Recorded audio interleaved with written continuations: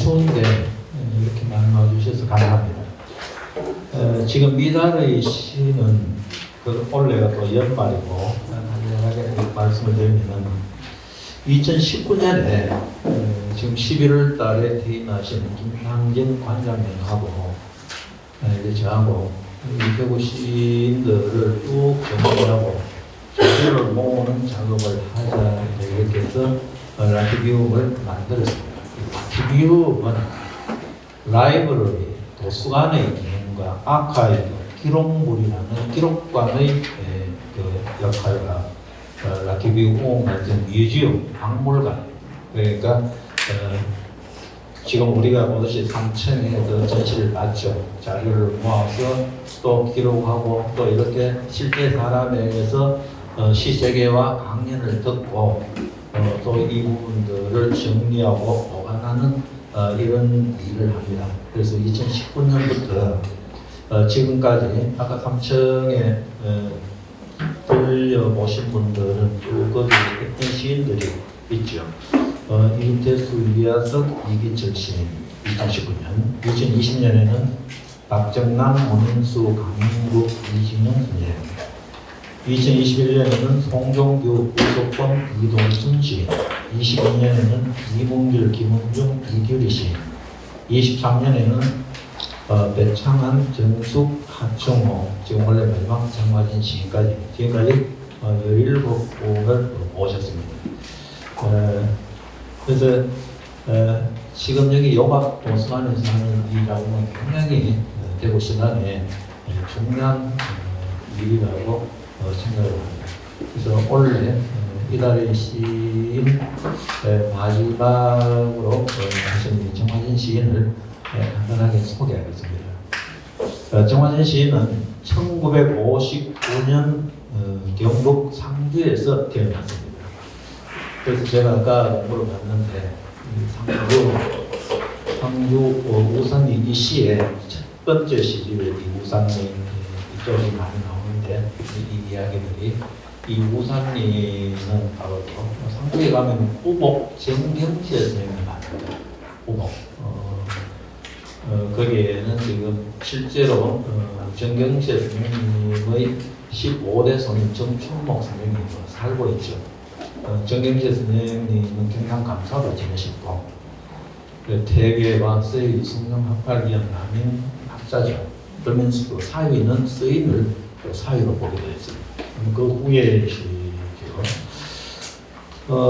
정화진 선생님은 1986년에 세계문화연통에 등단을 했고 시집으로 장많은 아이들을 눈뜨게 하고 민음사에서 1990년 고요한 동백을 품은 바다가 있다 역시 민음사에서 1994년 그리고 28년의 그 간격을 두고 2022년에 끝없는 톡소리에 몇 개의 이가 또 빠지다 문학 동네에서 냈습니다. 시집으로 보면은 좀 활발하게 시집을 내는 시보다는 이적은 편이지만 낼 때마다 굉장히 그 시간의 주목을 받았죠. 첫 번째 시집에서 시인이자 평론가인 하재봉은 바로 이런 이야기죠. 우리를 자신의 내면 공간 안으로 끌어들여 한 인간의 인문기를 동시에 체험하게 한다. 진정한 초월은 존재의 근원에 대한 성찰을 계속함으로써 가능하다는 것을 이해하게 될 것이다. 이렇게 하재봉 평론가, 시인이고 평론가는 이렇게 이야기했죠. 그리고 작고한 황현상 선생님은 또 그 다음 시집에서 강의 하고는 그 욕망의 무덤들이다. 파도를 타고 한번 출렁인 욕망은 다른 파도의 그 욕망을 넘겨준다. 그리고 유명한 평론가로 또 회자되는 이런 두 권의 시집이 굉장히 중요한 의미를 가집니다. 그리고 28년 만에 세 번째 시집을 두고도 문학평론가 한상훈 평론가는 이번 시집이 시인의 시세계가 훨씬 더 다층적, 다차원적인 데로 나아가고 있음을 확인시켜준다. 이런 평을 하고 있습니다. 그래서 이달의 시인을 전시하고 난 뒤에 마지막은 다양한 형식인데 예담 형태를 할 수도 있고 또 시인이 처음부터 끝까지 독자적으로 강연 형식으로도 하기도 하고 시인이 원하는 대로 합니다. 그래서 오늘은 정화진 시인께서 직접 자신의 시색에 대해서 이야기를 하기로 그렇게 했습니다. 이 추운데 오셔서 감사합니다.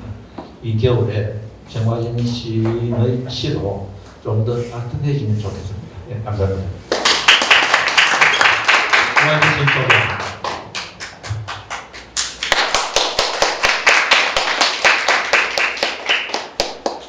날씨도 많이 추운데 많이 모여주셔서 너무 감사하고요.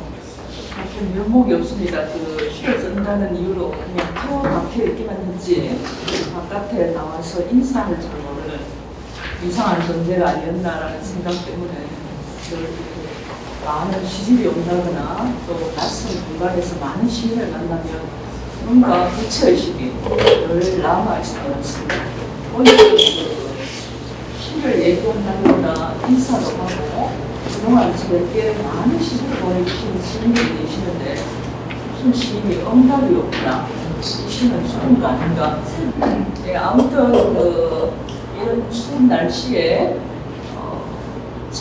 저의 시를 보러 오셨으리라 생각하고 오늘 최선을 다해서 설명할 수 있는 부분을 알려드리려고 합니다. 근데 문제는 이런 자리가 아까 윤희련 선생님께서 28년 만에 시집을 냈다라는 얘기를 하셨어요. 그래서 제가 거의 20년 동안 활동을 하지 않고 직업에 몰두해서 아이들 가르치는 일 이런 곳에만 집중해 있었기 때문에 어떻게 시를 풀어서 독자들에게 설명할까 작년에 시집이 나오고 난 뒤에 고민을 많이 한 장본인입니다. 오늘은 제가 최근에 썼는 시이기도 하고 세 번째 시집에 들어가 있지 않은 시들을 모았어요. 그래서 이 시를 놓고 제가 읽은 책과 어떻게 관련되어 있는가를 얘기하는 게 스님들이 오신 분들이 이해하시는데 도움이 많이 될 것 같아서 좀 조잡하지만 편집해 왔습니다. 그래서 이 자료를 통해서 용어 중심으로 무슨 울타리를 설명하고 그 다음에 이 시와 이 용어가 어떻게 관련되어 있는가 이런 얘기를 하고 가고 싶습니다. 그리고 많이 서툴더라도 이쁘게 봐주시기 바랍니다. 아까 저를 소개하시는 윤희련 시인님께서 황현선 선생님 얘기를 하셨어요. 그분은 한 번도 뵌 적도 없고 이런데 지금은 작고하고 안 계시지만 그분에 대한 어떤 불치의식을 알게 모르게 가지고 있다 할까요? 시를 쓰는 사람이 자기 시가 발표되고 난 뒤에는 누군가가 그 시에 대해서 이렇다 저렇다 비판이든 칭찬이든 이런 반응이 올 때 시 쓰는 사람에게는 큰 힘이 됩니다. 그래서 스님이 돌아가시고 난 뒤에 불교를 믿고 계시는 것 같아서 옷을 한 나갈 사들고 용연사에 가서 그냥 인사를 하고 온 적도 있습니다. 그래서 오늘 들어가기 전에 제목이 좀 거창해 보이기도 하죠. 근데 뭐 사물이라는 것은 사전적 의미로는 일과 물건이라는 것을 아우르는 용어에 불과합니다. 그러면 우주는 도대체 뭐냐? 라고 그러면 저는 첫 시집부터 지금까지 일관된 어떤 태도를 가지고 있었는데요. 미시 세계에 대한 관심이 아주 큽니다. 그래서 집에 지금도 이끼를 기르고 있는데 이끼 기르기가 엄청나게 노력이 필요하고 많은 수고를 요구하기 때문에 그 세계를 들여다보면서 시의 세계를 꿈꾸기도 한 장본인입니다.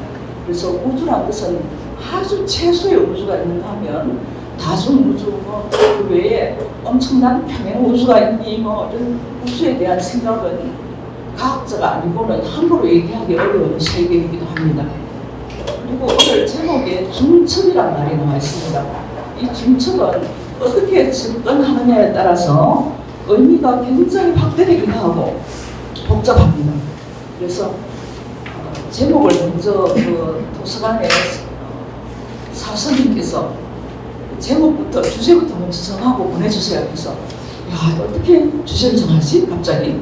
근데 제가 읽고 있던 책이 마침 사비로라는 사람의 사물들의 우주라는 책을 관심 있게 읽고 덮어놓은 상황이었습니다. 그래서 저 제목을 끌고 오자. 그래서 제목을 달았고요. 중첩은 그러면 어떻게 얘기를 하지? 이렇게 고민하다가 델레즈의 중첩이라는 제목의 책이 이렇게 뽑혀있길래 꺼내봤더니 무슨 연극을 쓴 어떤 셰익스피어의 리어인가요? 그 쓴 거를 이렇게 다시 쓴 작가도 떠오르지 않는데요. 그걸 놓고 어떤 원 텍스트를 다시 쓴 텍스트를 겹쳐놓고 그 델레즈가 중첩에 대한 얘기를 하는 글이더라고요. 그래서 오늘 끌고 오기는 너무 난해하구나. 그래서 제가 덮었습니다. 그래서 오늘 그 내용을 접근하기 전에 제가 먼저 아까 황윤선 평론가가 멀리서 후원해 왔던 그 구체의식 때문에 썼는 시가 있습니다. 그래서 시 안으로 먼저 들어가 보겠습니다. 그쪽입니다. 글라디올로스라는 아마 꽃을 여러분이 알고 계실 거예요. 그래서 뾰족하게 꽃을 감싸고 있다가 피어오르는 그런 꽃인데요.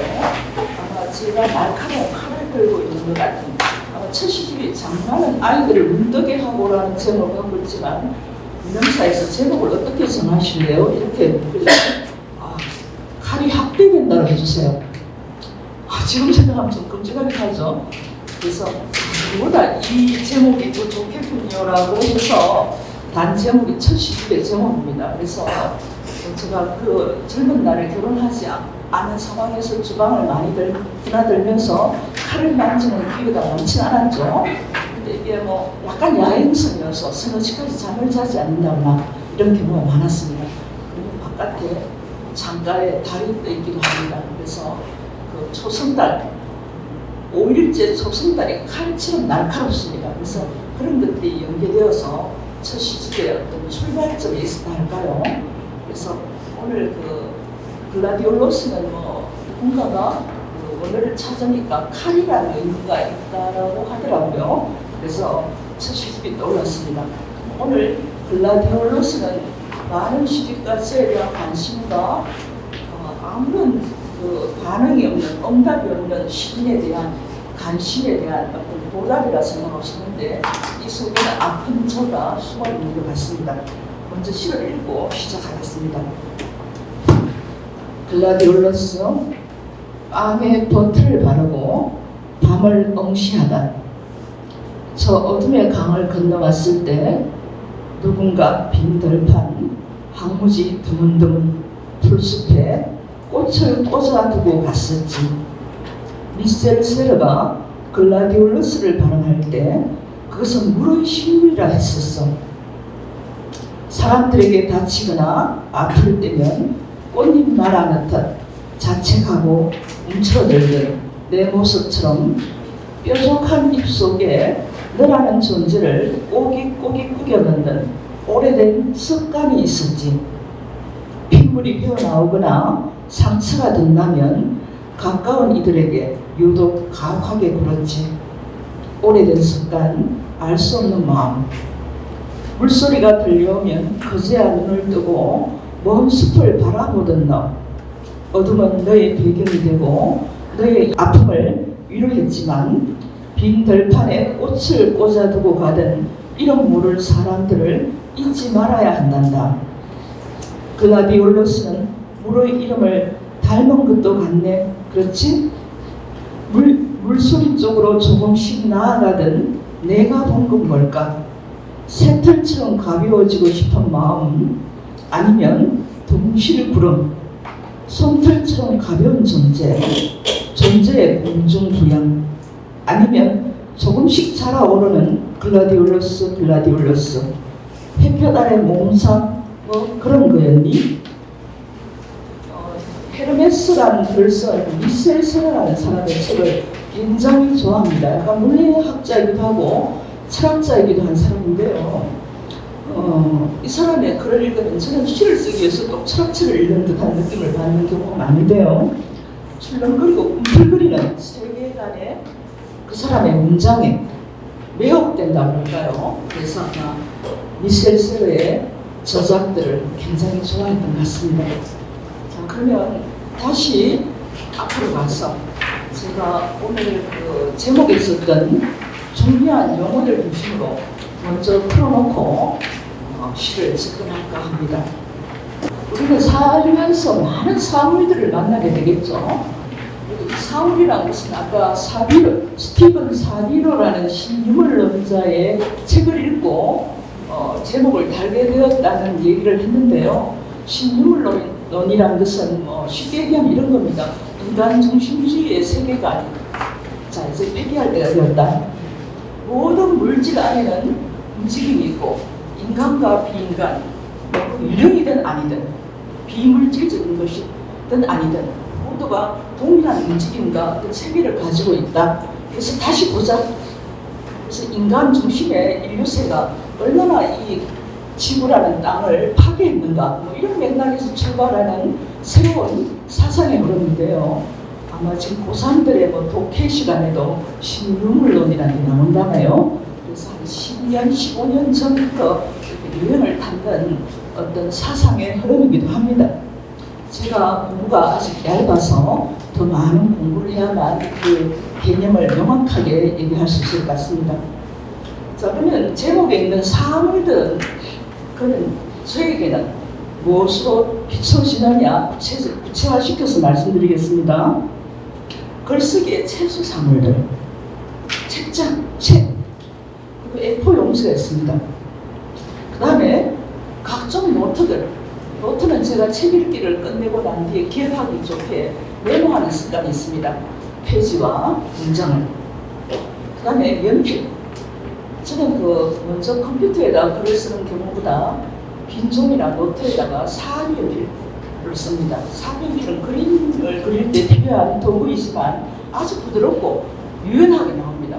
그래서 사비연필을 아침에 이렇게, 요즘은 잘하지 않습니다.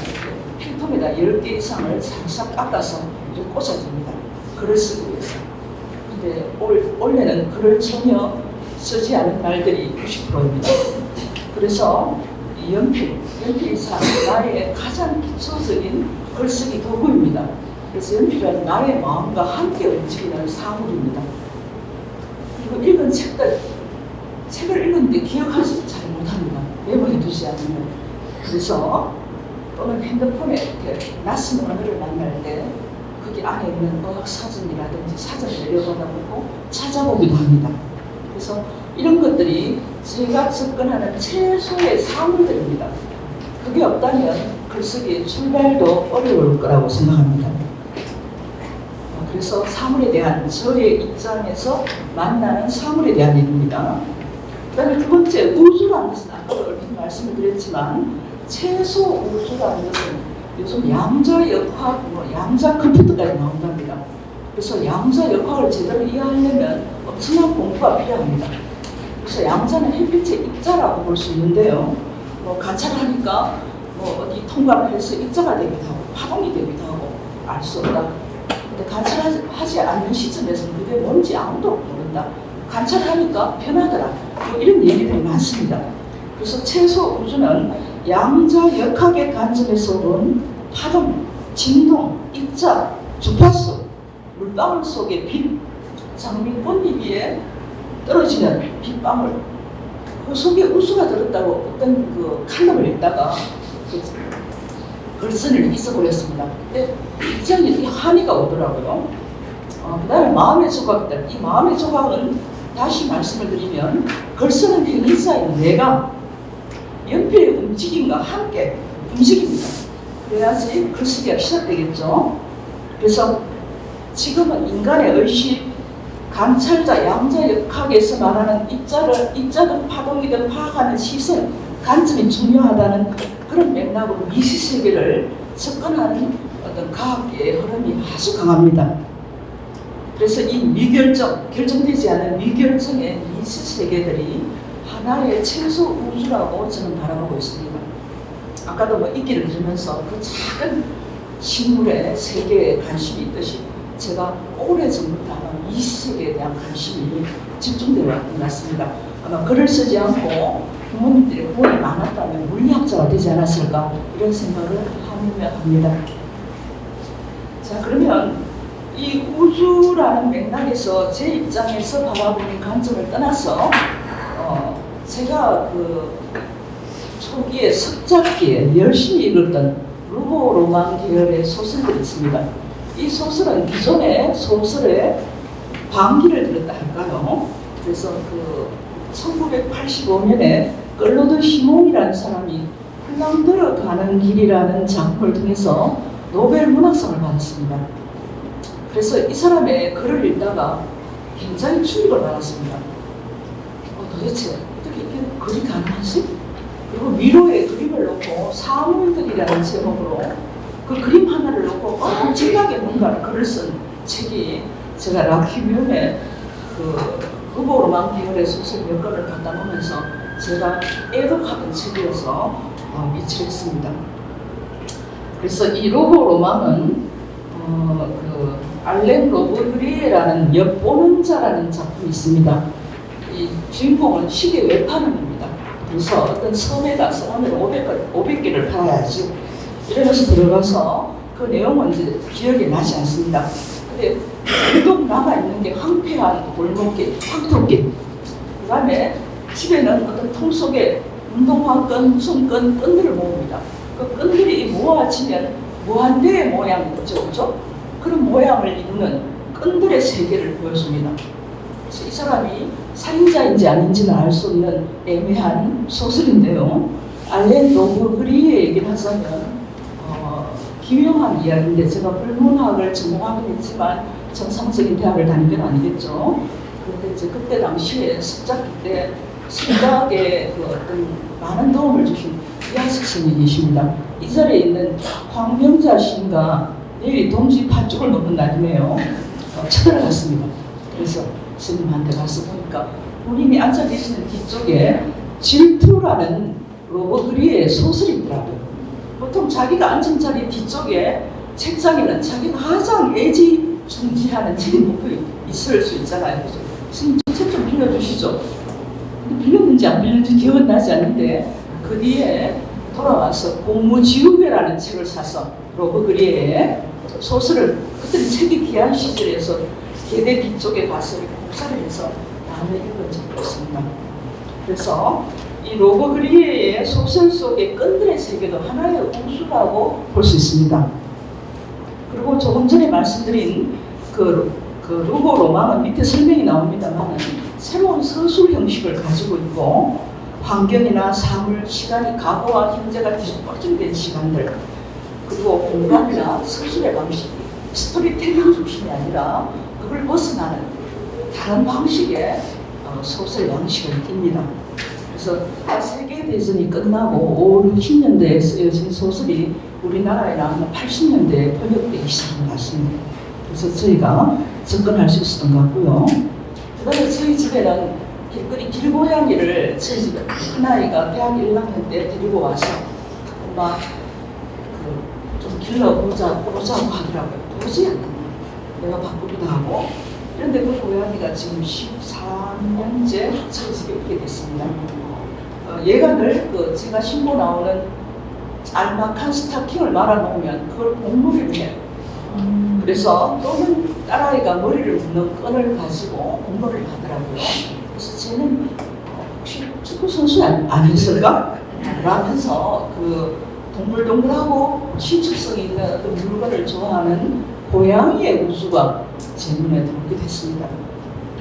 그 다음에 제가 그 성경상 바짝 마른 흙의 성분을 가지고 있다는 그런 얘기를 들은 적이 있긴 한데요. 식물을 굉장히 좋아합니다. 잘 기르기도 하고. 그리고 코로나 이후에 사람이 위로받을 데가 없으니까 식물에다가 마음을 붙인다고 할까요. 그래서 작은 토분들, 말려 죽여서 남은 토분도 있고 뭐 이태리 토분, 터키 토분, 뭐 중국 토분, 베트남 토분 이런 것들을 인터넷을 통해서 구매하기로 했습니다. 그래서 이런 토분에 있는 전토 성분도 하나의 우주라고 보여줄 수밖에 없겠죠. 그래서 그 토분을 만드는 손길들, 그 노동의 시간, 그런 연결망 속에 있는 것들도 어떤 의미에서 또 다른 우주일 거라고 생각이 듭니다. 그래서 우주의 개념이 너무 넓어져서 좀 뭐가 우주지? 라고 할 말이 없을 것 같긴 합니다. 그럼 다중우주는 그냥 사실적 의미입니다. 인간이 살고 있는 이 지구 말고 또 다른 우주가 있을 것이다. 여러 개의 우주가 동시에 존재하는 게 아닌가. 또 다른 세상, 멀티버스 이런 얘기들이 나오고 있죠. 그런데 산 쪽에 이쪽에 가면 우주는 그럼 뭐야? 라고 물으면 유진 페크라는 사람이 우리가 없는 세계다. 아마 그 스티븐 사비로의 책에서 인용했는 것 같습니다. 제가 우리가 없는 세계는 도대체 뭐냐? 우리가 존재하든 말든 존재하는 세계다.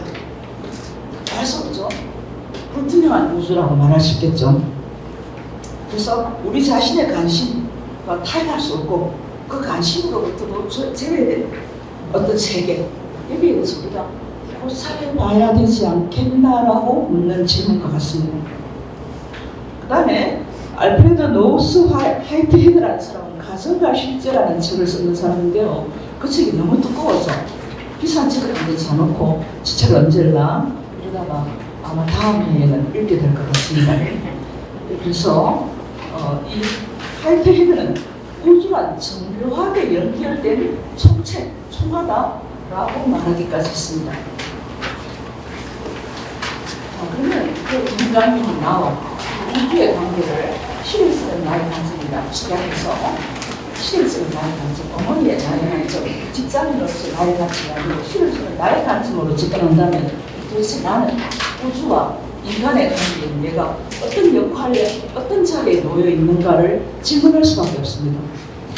그래서 숲과 대기와 같은 자연물의 생기를 전달하는 요정 또는 유령이란 말이 최근에 너무 많이 쓰여져서 제가 좀 놀란 적이 있는데요.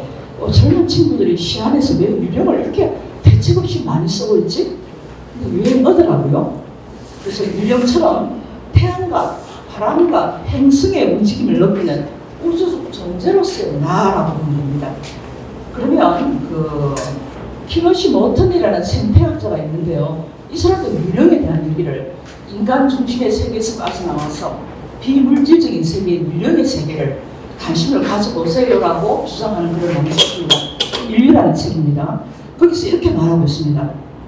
우리는 생물학과 진화 이론이 실제로 우리가 전통적인 서구적 논리에서 배제된 두텁고 흐릿한 중간지역. 참 재밌는 문장이죠. 여기서 망령이나 유령이나 좀비나 죽지 않는 자, 다른 애매한 존재자들로서 그리고 그런 것을 존재자들과 더불어 공존한다고 말하고 있다는 것을 우리는 알아야 된다. 이렇게 말하고 있습니다. 쪽수를 적어놨습니다. 그래서 이 두텁고 흐릿한 중간 지역 이런 문장이 나오면 그 순간 왜곡되어 버리는 거죠. 그래서 딴 거 쓴다거나 이런 행위를 하지 않을 수가 없습니다. 그러면 어떤 유령이나 요성이 나에게 뭔가를 행위하라고 사인을 주는, 그걸 내려받는, 영향을 받는 존재로서의 시선을 나아가 있습니다. 그 다음에 신의 전령인 제우스의 전령이죠. 헤르메스는 신의 신탁을 전달하는 사람인데 날개를 달고 있습니다. 천사와 비슷합니다. 그래서 이 편지와 같은 것을 위에 기업과 니은은 비슷한 얘기입니다. 종이에 글로 옮겨 쓰는 행위자인 나가 있습니다. 그러면 어떻게 그거를 옮겨 쓰고 계십니까? 라는 질문을 하신다면 제가 이렇게 예지몽이나 꿈을 많이 꾸는 편입니다. 제가 월성동 지역에 살고 있는데요. 상인동에서 큰 사고가 난 적이 있습니다. 지하철 사고죠. 그래서 막 폭음이 들리고 비명 소리가 들리면서 저희 아래층에 중학교를 다니는 학생이 달려든 적이 있어요. 집이 조금 떨어져 있기도 했는데도 그 사고가 있기 전에 지금 다 기억나진 않지만 한 달 전쯤인가 하여튼 1, 2주 전에 거대한 이렇게 지하가 폭발하는 그런 꿈을 꾸고 온갖 사고가 날리는 그래서 도대체 이게 무슨 꿈일까? 불길하군 이런 생각을 한 적이 있습니다. 늘 그렇지는 않습니다. 그래서 집에서 가까운 지역에 이런 사고가 나려고 이런 꿈을 꿨나? 그래서 그걸 시에다 옮겨 쓰기, 아니 사고를 옮겨 썼다가 아니라 무너지는 무언가를 얘기하면서 서로가 날리는 그런 상황을 시에다가 옮겨 쓴 적은 있습니다. 그래서 이런 꿈의 풍경을 필름으로 인화하듯이 연필을 보내서 옮겨 쓰는 행위가 어떤 일종의 신탁이 아닐까, 메시지가 아닐까라는 생각합니다. 그래서 제가 무당이거나 그런 사람은 아니지만 약간 신기가 있나 이런 생각을 한 적도 있습니다. 그런데 또 시 쓰고 있는 나는 인간과 우주의 관계에서 남은 것이 뭔가 우주목이라고 여러분 아시죠? 인간과 천상세계를 연결하는 나무입니다. 그래서 여러분들이 잘 아시는 어린 왕자에 보면 바오밥 나무라고 있습니다. 너무 작은 별에서 바오밥 나무가 자라니까 별이 터질 것 같은 그림을 보신 적이 있으실 거예요. 그래서 이 바오밥 나무와 같은 우주목, 제가 나무를 기르는 걸 좋아하기도 하지만 어떤 메시지를 연결하는, 천상과 지상을 연결하는 메시지, 어떤 의미에서 아까 제가 무당일지도 모른다는, 무당이 아닐 거라고 얘기했는 것 같긴 합니다. 그래서 우주목과 연결된 샤먼은 시베리아에 실제로 샤먼이 있었고 그 기록이 러시아 박물관에 많이 보관되고 있다고 해서 통일되면 러시아어를 배워서 시베리아 박물관에 살아야 되는데 통일은커녕 아직 저의 나이는 많아지고 있습니다. 그래서 몽골 초원이나 또는 티베트의 차마고도나 네팔의 히말라야로 가는 고산지대의 풍광을 보면 이상하게 저기서 내가 살았나? 왜 이렇게 안기지? 이런 생각을 한 적이 있습니다. 그래서 추위와 극한 환경에서 살아남으면 어떤 시련과 고통을 겪은 나의 다른 존재가 있습니다. 다른 우주에서 이런 생각도 하기도 합니다. 그래서 시를 쓰는 나는 과연 어떻게 해야 되는가? 이거 아프고 상처받은 존재들을 위로할 어떤 의무를 타고난 게 아닐까?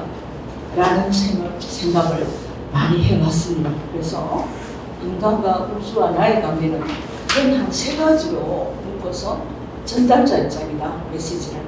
또는 그 위로해야 되는 어떤 책무를 띠고 태어났다. 그래서 마음이 편하지 않습니다. 그러면 시를 쓰는데 가장 중요한 것은 내용입니다. 제가 주변에 많은 대구에도 뛰어난 시인들이 너무 많죠. 헤아릴 수 없는 별과 같은 존재들이 많습니다. 근데 그 매혹되지 않으면 시집을 사보지 않고 읽지 않게 되겠죠. 그래서 이 매혹이라는 말은 사미로의 책 속에 글레이엄 하몬이라는 커터러플 오브젝트라는 책에 있는 것을 표현했습니다.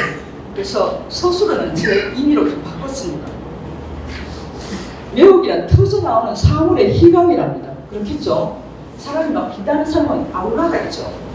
그래서 이 매혹은 어디서 출발하느냐고 묻는다면 아름다움이겠죠. 아름다움. 그럼 아름다움은 무조건 좋은 것인가? 라고 묻는다면 꼭 그렇지는 않을 것 같습니다. 미는 항상 밑에 있습니다. 약간 기이하고 약간 역겹다는 미는 항상 키치에 약간 부역질 나는 불쾌감을 가지고 있다. 티모시 모튼의 얘기입니다. 키치는 여러분들 모조품 천박한 모조. 며칠 뒤면 크리스마스인데 크리스마스에 그 산타 할아버지를 그 스모글 안에 밀어여서 상품화하는 거죠. 그것도 엄격하게 따지면 일종의 키치입니다. 근데 그거를 상품으로 선호하고 즐기고 키치가 무조건 나쁘다고 말하기는 어렵습니다. 그래서 어떤 불쾌감을 주기도 하지만 우리가 돈을 주고 사는 물건이기도 합니다. 매혹은 접근할 수 없는 현존을 보여준답니다. 사랑에 빠졌을 때 아마 적용될 것 같기도 합니다. 매혹은 또 우리를 다른 차원의 실제로 초대하게 된답니다. 아마 시를 쓰는 분들은 공감하시리라 믿습니다. 그래서 결국은 매혹은 세계에서 변화를 일으키는 엔진이 된답니다. 그래서 밑에 갈로 속의 말은 제가 한번 바꿔봤습니다. 매혹은 시의 세계를 이끄는 엔진이다. 기계다. 그래서 강원교에 우리가 물이 되어 만난다면 제가 고등학교를 접하고 사회봉사를 좀 해볼까? 라고 생각하고 어떤 지금 종교가 이렇게 많지는 있는 건 아닙니다. 종교가 따로 있습니다. 그래서 교회에서 수화를 가르쳐 준다고 해서 수화를 배우러 다닌 적이 있는데요. 그 목사님이 이제 수화를 잘 배웠는지 안 배웠는지 테스트하기 위해서 뭔가를 이제 짤막한 글을 수화로 표현하도록 연습을 하고 했어요. 그래서 시를 잘 못 외우는데 강원교의 시가 너무 좋아서 수화를 가서 말을 하면서 수화를 한 적이 있습니다. 강원교는 우리 그 어떤 샤먼 무당과 같은 어떤 세계관을 갖고 있는데요. 이 사람의 시를 민음사 시집을 참 좋아했던 것 같습니다. 그리고 최승호의 요즘 시기하고 맞습니다만 사국 탄광과 대설주의보라는 그런 시집과 그 공간, 탄광촌의 그 캄캄한 석탄과 그 흰물이 대비되는 그런 어떤 풍광이 저를 사로잡게 됐습니다. 일종의 왜곡된 거죠. 그리고 가까이는 우리 이하석 쌤이라는 분이 계시는데요. 투명한 숲이라는 것을 보면 온갖 버려진 사물들에 대해서 카메라를 들이대는 것 보였습니다. 그래서 이런 시도 있구나. 시는 그냥 아름답기만 한 줄 알았는데 라는 생각하면서 외우면서 열심히 읽었던 적이 있습니다. 그리고 최근에 안미린, 몇 년 되었습니다. 최근에 나온 시도 있습니다만 이 사람의 빛이 아닌 결론을 찢는 이런 제목의 시집이 민음사에서 나왔어요. 근데 보니까 뭐 신이 막 계속 등장하고 나는 도저히 따라갈 수 없는 세계를 표현하고 있어서 굉장히 충격을 받은 시집이기도 합니다. 그래서 그 외에도 엄청나게 많은 시집들이 있죠. 그래서 시를 읽으면서 그 사람이 어떤 세계를 어떻게 바라보는가에 대한 관심을 많이 가집니다.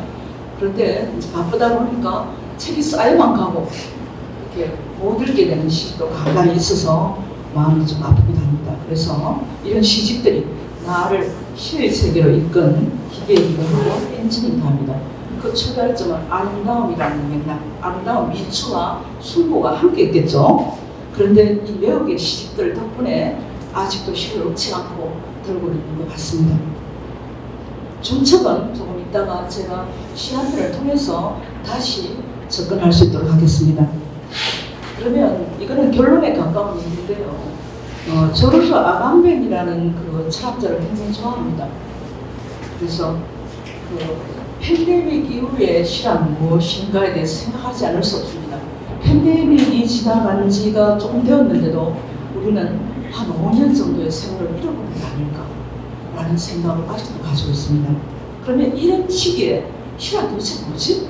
왜 시를 쓰고 있습니까? 라고 묻는다면 아감벤이 그걸 대변해 주더라고요. 그래서 밑에 조금 인용했습니다. 생명보호와 생명 파괴 줄타기 속에서 이루어진 물리적 조치나 방역, 이동 통제, 여행 금지 이런 걸 우리가 당했었죠, 그렇죠? 그래서 이 사회적 삶이 파괴돼 버리죠. 보호라는 의미로. 그래서 이 안전하지 않은 지구 형성 어떻게 할 것인가? 그렇죠? 지구 기후 변화도 굉장히 심하죠. 어제 아래 따뜻하다가 오늘 막 눈이 온다거나 한여름이 되다가 한겨울이 된다거나 이런 상황입니다. 그래서 이런 위기 극복을 위해서 우리가 어떻게 살아야 될까? 고민을 하지만 실천하지 않죠. 주방에 막 세제를 쓸 때도 보고 싶으면 물을 내려보내야 될까? 그렇지만 편하잖아요. 들어붙는 거죠. 그죠? 자, 그래서 이런 소망감이 고뇌의 출발점이기도 합니다. 그럼 아감벤은 시라요. 이런 시대에 어떤 의미가 있는가에 대해서 밑에 요약해놨습니다. 아감벤은 실제로 백신 패스를 대학에 강의를 했기 때문에 그린 패스라는 백신을 맞고 출구에서 패스를 해야 되는데 아마 백신을 맞지 않았던 모양입니다. 그래서 나에게도 저항할 권리가 있다. 총장한테 사직서를 내고 이 패스를 폐지하지 않으면 아이들 가르치는 걸 그만두겠다라고 사직서까지 낸 적이 있습니다. 이탈리아도 상황이 굉장히 엄혹했던 거 우리가 알고 있죠. 그래서 자, 이 아감벤의 얘기입니다. 제 얘기도 겹쳐졌겠지만 자, 우리 앞에 놓인 첫 번째 다짐은 순수한 거의 방언에 가깝고 다른 말로는 시적이고 우리를 사고하게 만드는 언어를 되찾는 것입니다. 오로지 이 방식만으로만 인류가 스스로 택한 막다른 골목에서 벗어날 것입니다. 물리적인 위기가 아니라 윤리적, 정치적인 멸종에서 말입니다. 사유를 되찾는 것입니다. 공식화하고 형식화할 수 없는 자유로운 방언 같은 사유를요. 우리 생각 안 하죠, 요즘, 그죠? 이렇게 말하면 안 되겠지만요. 그래서 아감벤이라는 사람이 약도 백신도 아닌 철학의 언어가 필요하다. 시어가 인간 존재를 밝히는 마지막 성향이 될 것이라고 말해 굉장히 위로받았습니다. 시는 모든 것을 오가며 계속 여행하도록 읽을 수 없는 곳으로 우리를 되돌려준다. 읽을 수 없는 곳으로 우리를 가게 만든다. 이렇게 말할 수 있겠죠. 그죠? 제가 오늘 하고 싶어하는 얘기는 큰 아웃라인을 요약을 한 셈입니다. 보면 아까 통첩이라는 문제를 놓고 고민하다가 쓰는 시가 있습니다. 그래서 14쪽에 중첩 구조입니다. 이 시는 어떤 영화에 나오는 그 문장을 그대로 따왔습니다. 끝없음에 가나요라는 그 로이 안데르손이라는 그 스웨덴 영화 감독인 것 같습니다. 1919년에 이 영화를 끝없음에 가나요라는 영화를 만들어서 베니스에서 황금 사자상이라는 그 상을 받은 영화인데요. 여러분들이 마음이 좋을 때 한번 보면 좋지 않을까 싶긴 한데요. 한 30편의 에피소드가 있는 영화입니다. 그 영화를 여성들은 잘 알겠지만 킬터라는 천조각으로 이렇게 이어서 만든 이불 같은 게 있습니다. 그래서 킬터 방식으로 이렇게 바느질되는 듯한 그런 옴니버스가 아니라, 옴니버스는 같은 주제로 이어놓는 거라면 킬터 방식으로 짜놓은 방식의 영화입니다. 그런데 이 영화의 첫 부분에 9월이 지나갔습니다.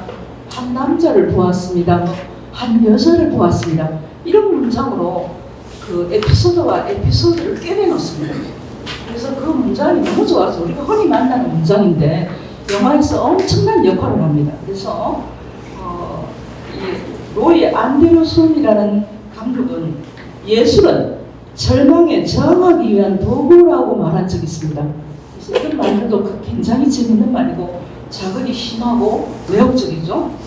그런데 이 중첩 구조는 두 개의 방식으로 이야기가 전개되는데요. 하나는 제가 유튜브를 요즘은 좀 덜 봅니다. 그 미국의 카나다에서 곡물 트럭을 몰고 가면서 자기의 상황을 이렇게 보여준 제가 옛날부터 이렇게 그 미국에 간다면 젊을 때 얘기겠죠. 30대라면 탱크로리를 몰고 서부에서 동부로 그 기름을 배달하는 직업을 가지면 참 좋지 않을까 이런 생각을 한 적이 있습니다. 그래서 아마 그 사람의 거대한 곡물 트럭이 굉장히 마음에 들었던 것 같아요. 그래서 이 사람이 수입이 한 달에 4천만 원이면 괜찮은 직업이죠. 뭐 이런 얘기가 나와서 그거 괜찮네. 내가 젊었다면 한번 도전해 볼 텐데 라는 생각을 했었어요. 그런데 아주 눈이 많이 왔는 캐나다라는 땅이 저렇게 넓은가? 우린 저는 뭐 살고 있으니까 알 수 있지만 거의 무한대의 광장이었어요. 근데 눈이 엄청나게 와 있고 길이 보이지 않는데 달려나갑니다. 곡물을 싣고 간다가 아니라 빈 트럭을 몰고 어떤 곡물이 있는 어떤 창고에 가서 곡물을 싣고 다른 미국에 실어다 준다거나 뭐 이런 일을 하고 있더라고요. 근데 그 눈이 왔는 길에 거대한 탱크로리가 아니라 그 트럭이, 곡물 트럭이 이렇게 넘어져 있는 거예요. 저 사람 죽었겠군 이렇게 말을 하면서 가더라고요. 그래서 이 사람 늘 보는 건가? 그 죽음이 참 되게 가볍게 얘기되고 있구나라는 생각을 한 적이 있습니다. 그래서 이런 어떤 그 근거를 가지고 쓰는 시입니다. 좀 길지만 이 시를 쓰고 그 다음 날인가 며칠 뒤에 굉장히 놀랐는데요. 제가 그때 열심히 읽은 책이 주석에 있습니다. 브리노 라투르라는 사람의 나는 어디에 있는가. 아마 팬데믹을 겪고 난 뒤에 내가 도대체 어디에 있는 존재인가에 대한 의문을 많이 가졌던 것 같습니다. 그래서 이런 제목의 글들이 있으면 자꾸 찾아 읽었던 것 같습니다. 그래서 이 라투의 글을 읽다가 이 시를 쓰게 되었는데 나중에 알고 보니까 이 시를 쓴 날이 10월 29일인가 이랬는데 라투의 사망일자더라고요. 그래서 너무 충격을 받아서 진짜 존경하는 한 사람이 또 갔는데 하필 그날 내가 중첩구조라는 시를 썼구나.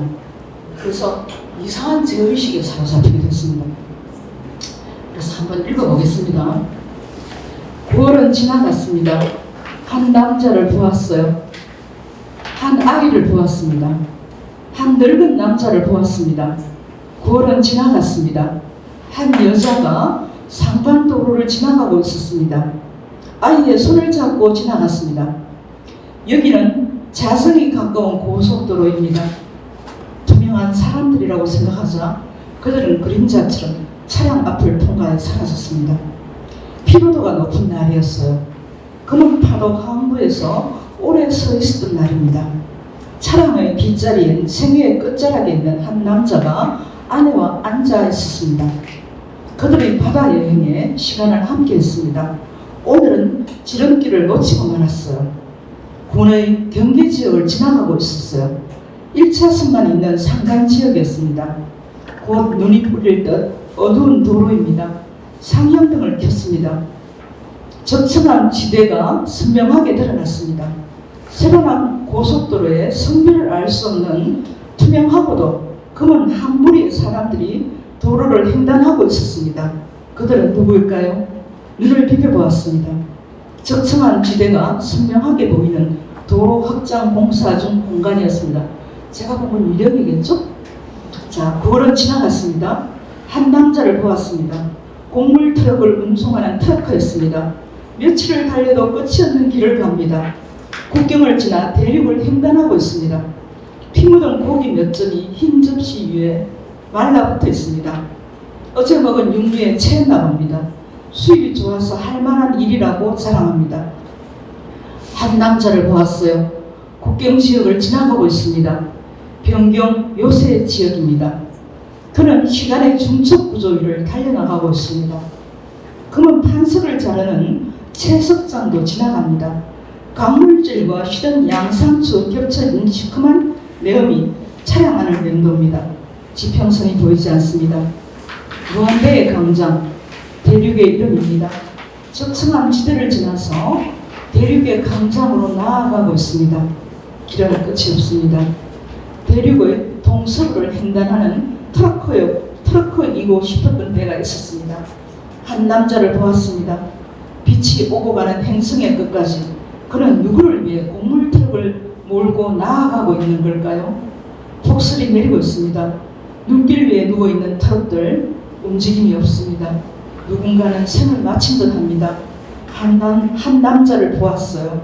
속도를 늦추어야겠죠. 계속되는 눈발입니다. 끝없는 눈발.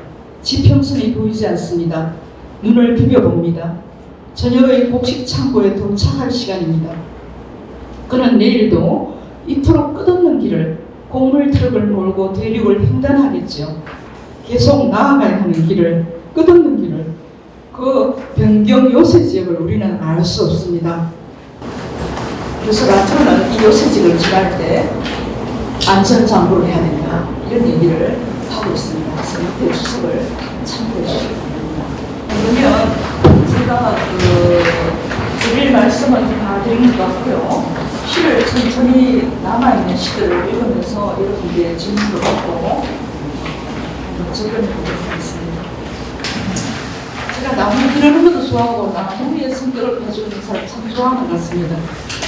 그래서 직장에 어떤 여성 스님이 계셨어요. 근데 아마 사랑에 빠져 있던 것 있었던 것 같아요. 그래서 이상한 아우라를 가지고 있어서 이상한 매혹을 느끼는, 다른 사람이 다른 사람을 사랑하는 걸 옆에서 보면 좋아했던 것 같습니다. 그래서 한번 읽어보겠습니다. 이 시를 쓸 때는 제가 7, 8년 전의 시인데 세 번째 시집에는 들어가 있지 않습니다. 마음이 아프고 생을 끝내버릴까 뭐 이런 이상한 고민에 빠져있던 시기여서 며칠씩 알아먹는다거나 이런 행위를 반복했던 적이 있습니다. 붉은 뿔테 안경 넘어 생의 어떤 빌미에 충혈된 듯한 시선이 안타까워였을까? 그녀에게서 목질의 느낌이 나서 좋았다. 무엇을 여인 듯, 삐쩍 마른 듯, 색이 조금 꼬여 아픈 듯 해서 더 좋았다. 그녀가 좋았다. 그냥 그래서 그녀가 그립다. 만나고 헤어지고 오후부터 봄비다. 그가 짧게 잘라둔 바닥고기 머리가 썩고 있는지 집안이 온통 비린내다. 자리에서 일어나지 못한 지 사흘째다. 하인에는 4월에 창가에 버려져 있고 레비나스는 커피잔 물기에 얼룩덜룩 때묻은 식기로 테이블에 얹혀 있다. 그래도 그녀가 좋았다. 오랜 우울이 비탄의 어두운 실내로부터 싹을 틔운 모양이다. 창 가까이 햇살이다. 불태 안경 넘어 붉은 빛이 번진다. 그녀 생각. 덩굴식물처럼 자라난 봄은 어떻게 시작되는 거지? 어떻게 사유가 시작되었는가? 어떻게 시가 시작되었지? 어떻게 연대가? 어떻게 사랑이? 단조로움, 망설임, 상처, 이별, 폭력, 전쟁 사이를 비집고 엠마니엘 레비나스. 강은 흐르지. 어떤 물줄기를 타고 흐르지. 뭐 생각이란 게 대단한 것도 아니잖아. 그렇게 번지는 아련함, 그런 시선, 그녀가 좋았지. 나무 냄새, 목질의 느낌 같은 것. 사랑이 어떻게 시작되었는지 그녀에게 물어보고 싶었지. 그냥 그녀가 나무 향기를 지녀서 좋았어. 비와 바람과 구름과 햇살을 무심히 기다리는 뿔테 안경이 좋았지. 그냥 그녀가 늘 오래된 꽃나무 느낌이 나서 말이야. 그래서 여기 하이네와 레비나스를 얘기한다면 제가 너무 시가 사문적이죠. 그래서 하이네의 운율을 좀 공부해볼까? 이러면서 노래책을 열었는데 전혀 잘 읽히지 않았어요. 그래서 요즘 다시 읽으려고 책상에 있긴 합니다. 레비나스는 타자의 문제에 대한 관심을 가진 철학자였죠. 그래서 레비나스를 이해하기가 쉽진 않지만 본인이 프랑스로 망명을 가서 군에 근무하는 가정에 자기의 모든 가족은 아우슈비츠에서 생명을 잃었습니다. 그래서 타자의 문제, 나로부터 동일시된 타자가 아니라 나와 다른 타자가 내리면 어떻게 갈 것인가, 고통받은 타인의 얼굴을 보자. 그래서 그 사람을 배려하고 존중할 때 내가 더 나아갈 수 있다, 존재가 초월할 수 있다, 뭐 이런 얘기를 하는 책이 제가 안 읽었는데 존재에서 존재자로라는 책 같습니다. 그 책을 아마 이제 크게 맛이 다 흘리고 식탁 위에 나갔다가 잘 안 읽히니까 어려운 책이니까 때를 꼬질꼬질 묻혀가면서 식기처럼 사용한 적이 있습니다. 그리고 이제 제가 오늘 제목에 매혹이라는 제목 그 용어가 있는데요. 미호, 아름다운 사람, 이런 의미를 갖고 있습니다. 이 시는 그죠, 지금은 생존되지 않은 젊은 시인입니다. 김희준이라는 시인인데요. 이 시인이 저는 남자인 줄 알았어요. 어느 잡지에 막 별에 대한 얘기를 막 써놨는데 읽어보다 보니까 이 사람 글쎄 별에 대해서 얼마나 공부를 많이 했길래 이렇게 막 별을 막 그냥 자유자재로 주무르고 얘기하고 있는가라는 생각을 하면서 그 시인의 시보다 별과 관련된 사문에 꼭 매혹되어서 읽어본 적이 있습니다. 근데 어머니가 그 이름이 정확하지 않습니다. 김재인이라는 시인이 아마 이 김희준의 어머니인 것 같은데요. 아마 늘 이렇게 옥상에 올라가서 별을 보여줬다고 해서 야, 나는 아이들한테 옥상에 올라가서 별 보여준 적도 없잖아. 이거 진짜 좋은 엄마가 아니었구나. 이런 생각을 한 적이 있습니다. 이 친구가 너무 젊은 날에 생을 끝내서 사고였죠, 그죠? 그래서 마음이 많이 아팠습니다. 그리고 시도 언니의 나라에서 누구도 시들지 않기 때문에 제목도 너무 근사하죠. 그래서 그 시인을 떠올리면서 썼던 시입니다. 또 밑에는 미셀셀의 천사들의 전설이라는 책 안에서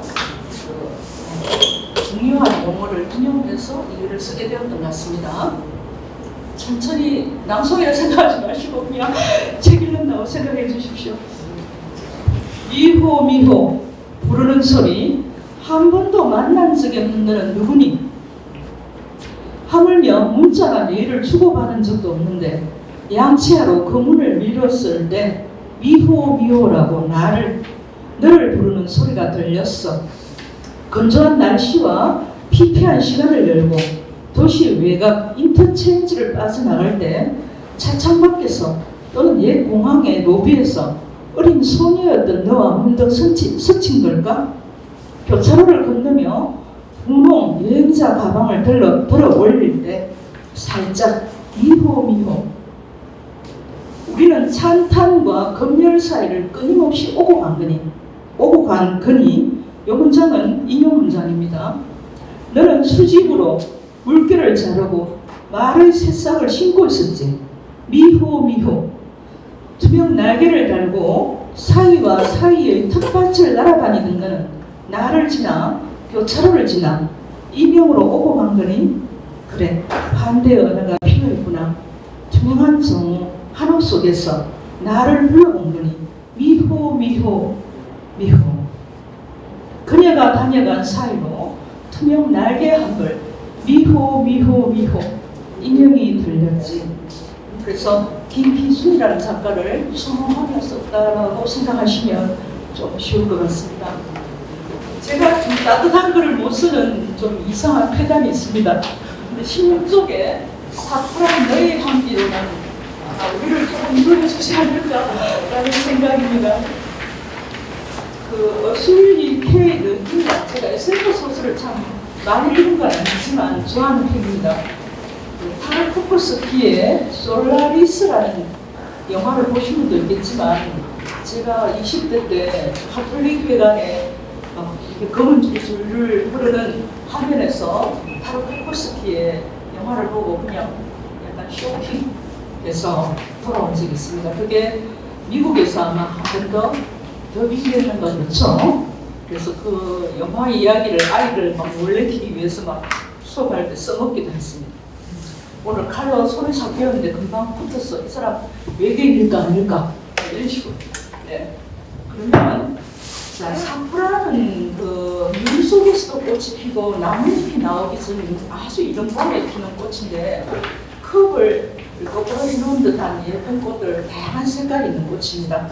제가 뭐 이렇게 정원을 가지고 있지는 않지만 제가 식물을 좋아하니까 저의 그 배우자들은 이렇게 시골에 다 쓰러져 가는 집을 위해서 한 2년 동안 텃밭이 아니라 식물을 심은 적이 있습니다. 그 경험의 일부분인데요.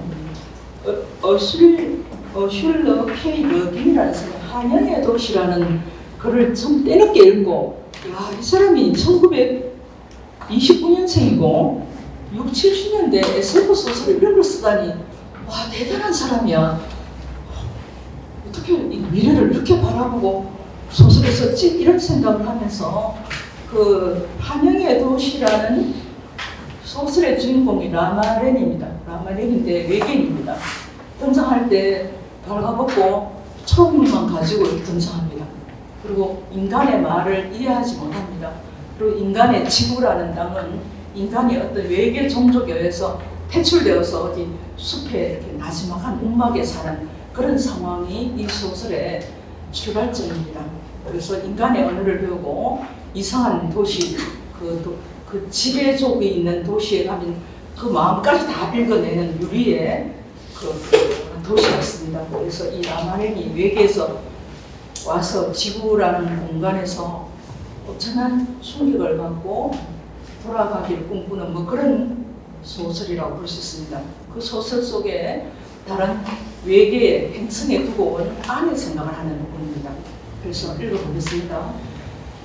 위에 주석처럼 위에 붙은 내용이 그런 내용입니다.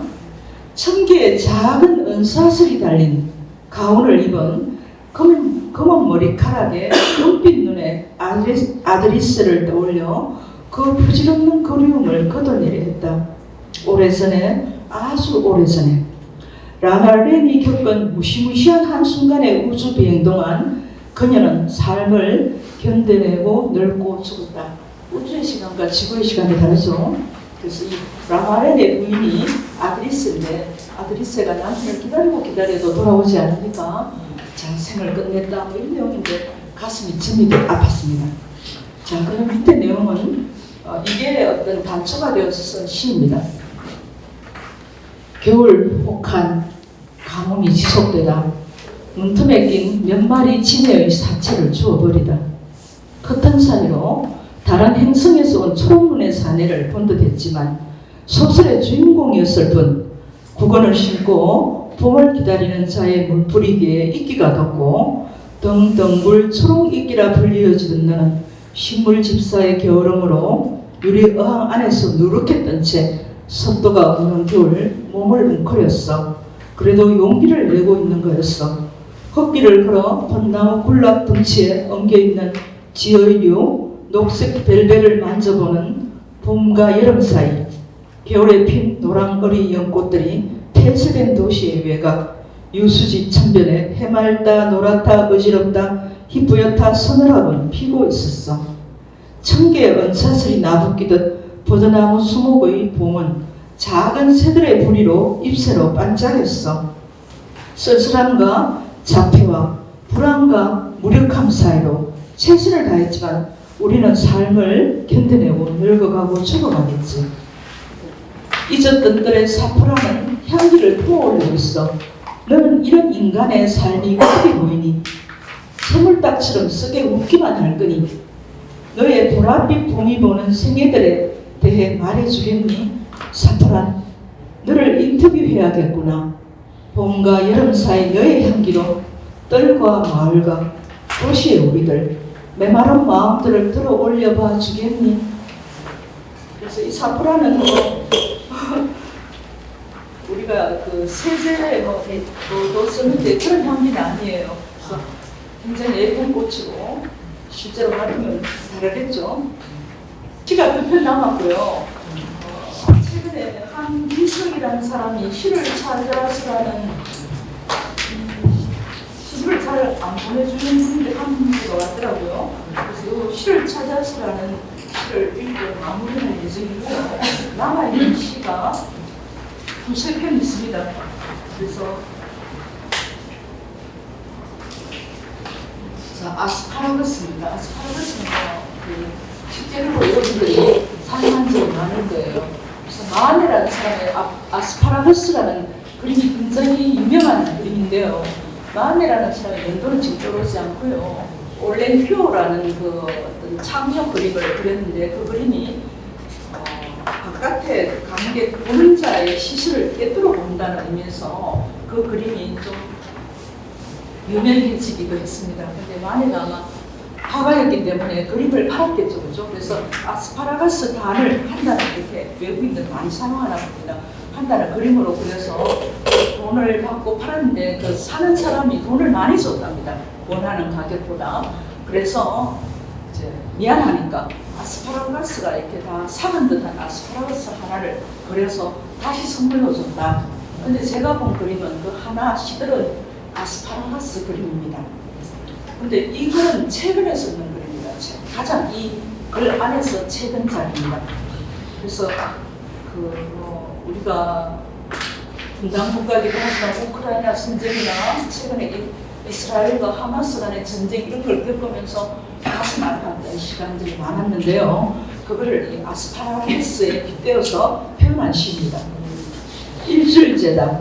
주인 없는 식탁 테이블 위에서 첫 시어의 단어를 찾으러 책을 뒤적일 때 낯선 외국어들에 빠지들어 만에 아스파라거스 하고 나열하고 있을 때 안전 통로로 아이들을 안고 도심을 빠져나가는 사람들 건물 옆구리가 폭파되어 떨어져 나가네. 봄의 송화가루가 창살에 얹히고 아스파라거스가 물어내. 붉은 토분이 도착하고 뿌리파리가 나네. 어디선가 폭음이 울리고 또 숲은 검은 눈길 위에서 흰 접시 위에서 하룻밤을 견디기도 힘겨웠을 텐데 안전 통로로 수분들 빠져나가네. 피우다던 마리화나 연기와 잔혹동화가 강물에 버려진 신발들과 봄은 아스파라거스와 함께 시드네. 서서히 썩어가니 조금씩 물기를 말리며 아스파라거스 희망을 잃고 창을 바라보네. 송화가루가 테이블에 날아와 쌓이네. 숲은 검은 눈, 흰 눈, 안전 통로로 빠져나가는 아이들 위로 진눈길이 날리네. 폭음이 계속 들리네. 만에 아스파라거스 하고 나열하고 있을 때 주인 없는 봄 식탁 위 아스파라거스 노랗게 다 무르네.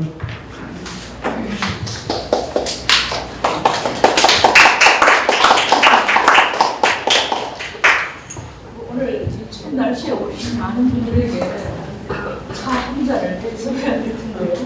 오늘 작약차 한 잔으로 대신하겠습니다.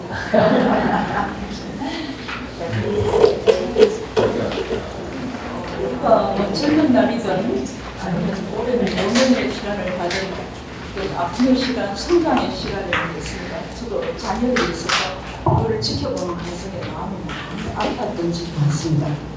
부모로서 해줄 수 있는 게 없을 때, 그래서 딸아이가 이랬으면 참 좋겠다고 생각하었습니다. 너와 함께 하기 위해 로켓 배송으로 작약차를 주문할까 해요. 밤이 깊어가네. 부모의 언저리야. 벗은 나무들의 밤이 가등을 가리고 있어. 새순이 두드려나봐. 마음이 아픈 건 아니니 지난해 여름나무 아래에서 5월의 붉고 깊은 자격이 피고 정원은 뜨거워졌었지. 어깨가 가려워 오른팔을 길게 뻗어봤지만 날개는 돋아나지 않았어. 우리는 언제쯤 가볍게 날 수 있을까? 작약꽃 그늘이 길게 여름 쪽으로 누워있었지. 한여름밤 꿈처럼 붉은 그늘에 누워 꽃잎 띄운 차를 나눌 너를 기다렸지. 너무 아프지 말아라. 엉강이 찢기는 소리를 들으며 우리는 사막과 늪과 고원을 지나갔잖아. 그 기다림은 멀고도 멀어 이제야 겨우 뼈만 남은 채 5월의 정원 아래 도착했잖니. 그래도 늦은 거니 너를 만나러 이곳에 왔을 때 생이 석자지처럼 얇게 낡아서 투명한 정오였지. 차 한잔 할까? 작약차 한잔 어때?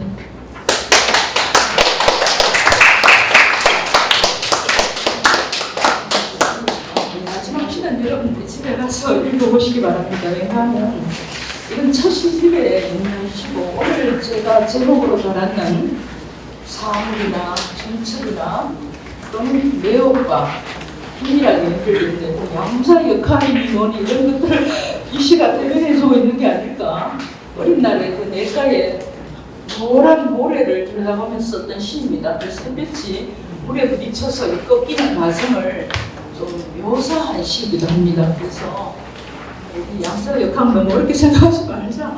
물에 부딪힌 햇빛이 꺾여서 굴절되고 화상을 입고 이런 또 밑에 있는 사물들을 흔들리고 고기들이 눈을 반짝이면서 그 햇빛을 바라보고 이런 것 때문에 양자 역학이지 뭐니 이렇게 말하면 굉장히 웃기는 분이군요 라고 하시겠죠. 그래서 여러분들이 집에서 한번 읽어주시고요. 오늘 시를 좋아하는 분들이 모인 공간인 만큼 시를 어떻게 써야 되나? 시를 어떻게 찾아야 되나? 라는 질문을 하신다면 한기숙의 시를 읽어주는 거로 마무리를 했습니다. 한기숙의 시집인데요.